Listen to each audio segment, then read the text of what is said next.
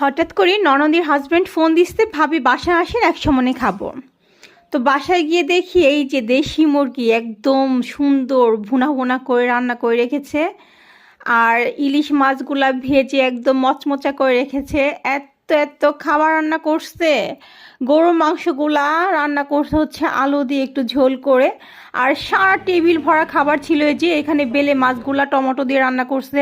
আর ও জানে যে আমি ভর্তা খুব পছন্দ করি, এজন্য ও আমার জন্য ভর্তার আইটেমও করে রেখেছে। এখানে ছিল আলু ভর্তা আর হচ্ছে বেগুন ভর্তা।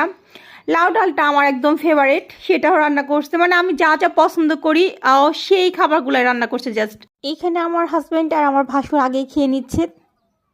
আর আমার ননদের হাজব্যান্ড জানে যে আমি দধি খুব পছন্দ করি, যার কারণে সবসময় আমাকে দাওয়াত দিক আর আমার বাসায় আসুক, আমার জন্য দধি মাস্ট বি থাকবেই। এইখানে যে আমার হাজব্যান্ড আর হচ্ছে আমার ভাসুর খেয়ে নিচ্ছে, আর তারপর আমরা সবাই মিলে এখানে খাচ্ছি।